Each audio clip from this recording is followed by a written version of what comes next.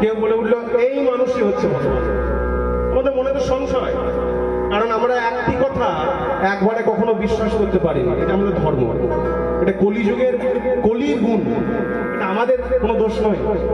এটা কলির গুণে আমরা একটি কথা একবারে বলে বিশ্বাস করতে পারি। অর্থাৎ আমি হয়তো আপনাদের কাছ থেকে কোনো প্রশ্ন জানতে চাইলাম, জানলাম, উত্তর পেলাম, কিন্তু সেই উত্তর পাওয়া সেটি আমার মনের মধ্যে সংশয় থাকে, ঠিক বললো তো?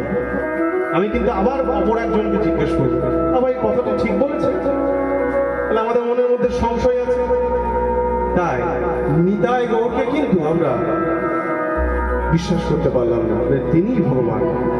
এই কলিযুগে যদি কেউ ভগবান থেকে থাকে, তার নিতাই গৌর পাদপদ্ম বিনা আর কেউ না, একমাত্র শচীন নন্দন গৌর সুন্দর এবং নিতাই চাঁদ। নিতাই চাঁদ এলেন কোথায়? এই আমাদের জেলায় বীরভূম এক চক্রা। আমাদের কত সৌভাগ্য, স্বয়ং নিতাই চাঁদ এসেছেন আমাদের ঘরে, কিন্তু আমরা সেই নিতাই চাঁদকে মানলাম না, সেই গৌর সুন্দরকে মানলাম না। আমরা বিশ্বাসই করতে পারলাম না সেই গৌর সুন্দর এই কলিযুগের ভগবান।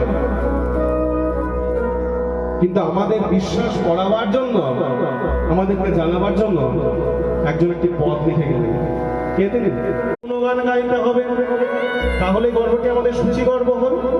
তখনই শচীন নন্দন গৌর সুন্দরের আমাদের মতো না গর্ব তার উদয় হবে। তাই এটি পদকর্তা বর্ণনা করলেন।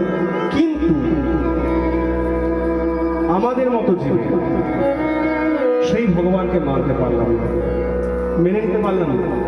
তার কারণ দেখুন, আমরা যে গৌর সুন্দর নেওয়ার গৌর সুন্দর আস্বাদন করছি, এর থেকেও কিন্তু আমরা যতটা না নিতাই গৌরকে নিয়ে আলোচনা করি বা আমাদের আলোচনা আছে, তার থেকে কিন্তু বেশি রাধাকৃষ্ণকে নিয়ে আলোচনা করি, কারণ তার সম্বন্ধে বেশি জানি আমরা। আমাদের নিতাই গৌরকে নিয়ে কিন্তু সেই চর্চা নেই। আছে?